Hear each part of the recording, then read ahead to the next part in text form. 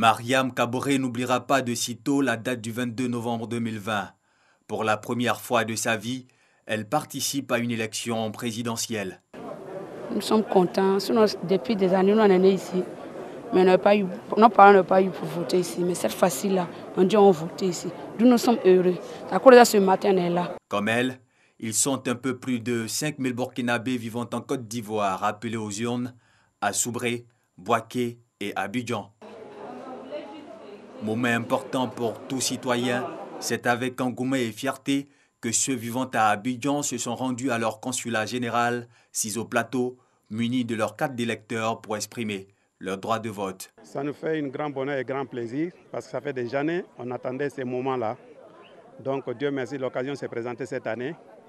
Il faut qu'on vienne quand même pour remplir le droit civique. J'attends le changement pour mon pays, le Burkina. J'attends vraiment que les politiques s'y mettent vraiment pour tirer le pays de l'insécurité et des nombreux maux qui minent notre pays. C'est une joie totale.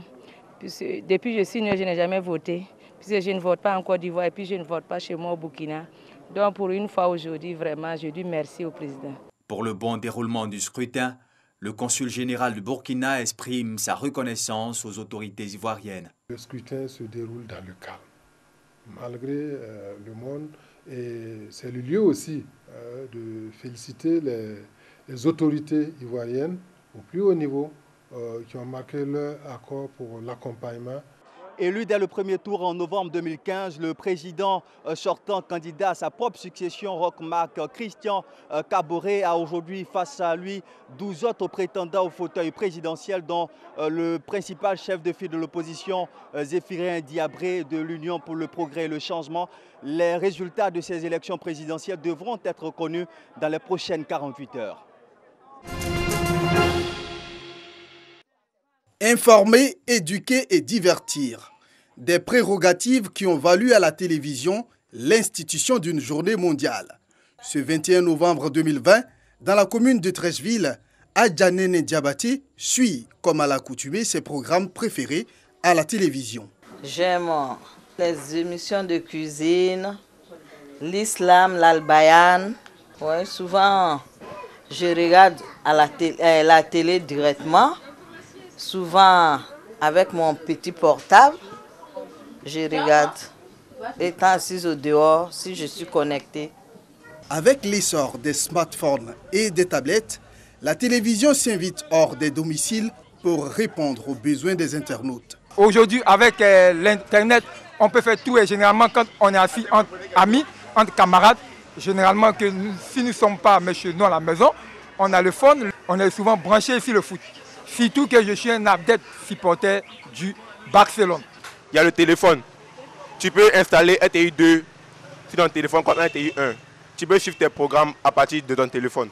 Pour atteindre les téléspectateurs, les chaînes de télévision multiplient alors les plateformes en ligne. C'est le cas de la RTI avec son application RTI Mobile. Quand on voit la multiplicité de chaînes qui se créent sur la toile, on peut affirmer que la télévision a encore de beaux jours devant elle. Abobo Agbekwa, c'est ici que l'association Nouveau Visage d'Abobo a déposé ses valises à l'occasion de la Journée mondiale de l'enfance. Contribuer à l'inclusion des plus défavorisés et les amener à intégrer les notions et les bonnes pratiques en matière de protection de l'environnement, tels sont les objectifs de cette initiative. On a décidé de travailler sur le thème de l'inclusion et la protection de l'environnement. Il faut savoir que depuis près de 2 ans, on travaille à la sensibilisation, au nettoyage, curage de caniveaux avec des jeunes de différentes conditions, qui soient handicapés physiques, handicapés mentaux ou des personnes qui sont dites normales.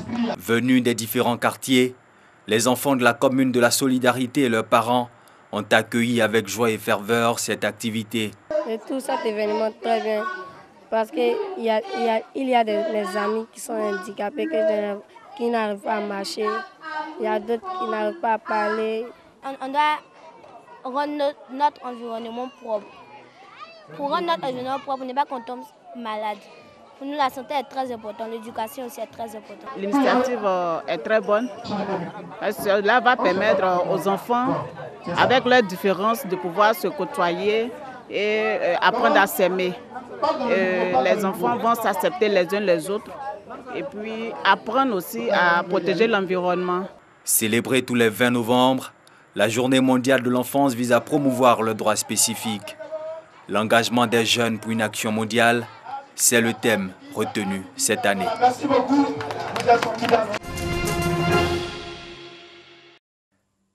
Daloa, chef-lieu de la région du Haut-Sassandra. L'activité économique dans cette ville chaleureuse est dynamique. Et parmi les acteurs participant à ce développement économique de cette ville, baptisée aussi la Cité des Antilopes, les fabricants de sandales. Leurs clients sont indifféremment des hommes, des femmes et des enfants de tous âges. Face à une offre riche et diversifiée, chacun trouve son goût. J'ai vu là, je suis, en tout cas, ça m'a plu. Le dimanche, je peux porter parler à l'église. Ça me plaît bien. La matière est bien jolie pour les tenues traditionnelles. Tu peux t'habiller tout simplement, que tu puisses être à l'aise. C'est à quoi ça me gêne cette chaussure. C'est 2000 en gros. Détail, on fait à 2500. Pour enfants, on vend ça à 1000 francs en gros. Quelque chose de modèle. Grâce à ces cordonniers travaillant dans des ateliers sommaires, les sandales fabriquées ont acquis une renommée qui va au-delà des limites de la commune.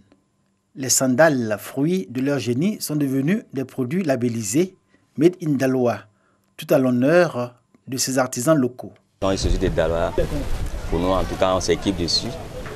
Quand tu payes, c'est pour que tu reviennes encore. Quand tu vois la clientèle, on dit ça y est un peu Burkina, un peu Mali. Même il y a d'autres qui s'en vont, il peut faire 2-3 mois, il revient encore. Je viens de s'ouvrir, je vendais des chaussures. Les chaussures là, c'est bien. Quand je prends pour sortir là, les gens payent. Aujourd'hui, les clients affluent de partout pour des achats en détail ou en gros. Non seulement pour les prix, mais encore pour la qualité du matériau utilisé et la technique de fabrication même. Technique dans laquelle apparaît tout le génie de ces cordonniers, non sans quelques fantaisies, selon la tendance et pour répondre à une exigence commerciale. Le cuivre nous est livré par ceux qui font les peaux de moutons avec un peu de peau de bœuf, les peaux des panthères, les peaux des animaux. On travaille avec du caoutchouc aussi, on fait le mélange pour pouvoir créer le modèle africain. Et puis il y a les clients aussi qui viennent nous donner des modèles qu'ils ont vus ailleurs. À travers ça, nous aussi, on crée pour nous. Depuis on a commencé à faire le travail de chaussures de Daloa là. Il n'y a pas un jour quelqu'un qui est venu s'arrêter pour dire que ce chaussures là c'est pas bon. C'est nous on fabrique ce chaussures là. On ne fait pas une machine, ça avec les mains. Si on peut trouver des fabricants de sandales Made in Daloa au quartier commerce de la ville, aux alentours de la gare routière, le plus grand nombre est en activité sur le site du marché principal. Ils occupent une allée entière connue de toute la population de Daloa et de toute leur clientèle. Ce qui frappe, c'est l'organisation de ces artisans dont le souci majeur est de développer leur activité. Je suis là, c'est reconnu dans le monde entier. Je demande de l'aide vraiment à l'État ivoirien pour qu'il puisse nous aider. Surtout l'emploi jeune. N'a qu'à nous aider, on va améliorer nos activités. L'activité de fabricant de sandales a généré des activités connexes comme la vente directe faite par des détaillants ou celle de cordonniers couturiers, à l'image d'Ahmed. Son travail consiste à coudre les sandales nouvellement achetées pour leur donner une plus grande durabilité. Si tu cours là, ça dure en même temps. Pour le col là, ça ne sort pas vite. Tu payes la chaussure, tu dois coudre encore. Souvent c'est à 300, à 200. Ça dépend de la manière dont on court. Tout un beau monde qui concourt à asseoir la notoriété des sandales Made in Daloa, produits à la fois économiques et touristiques, mais avant tout, moyen de lutte contre la pauvreté. Par mois, on peut gagner minimum 25 000 à 30 000. Un client même qui est en France, on travaille en WhatsApp. Il envoie les modèles différents et puis il m'envoie les photos et puis on l'expédie. S'il n'a rien pour la c'est 200 paires. Les fabricants de sandales de Daloa dans leur ensemble espèrent bénéficier des fonds agis pour les jeunes dans une optique de modernisation de leurs outils de production. En perspective, faire prospérer leur activité et compter comme acteur majeur dans l'artisanat et le tourisme en Côte d'Ivoire.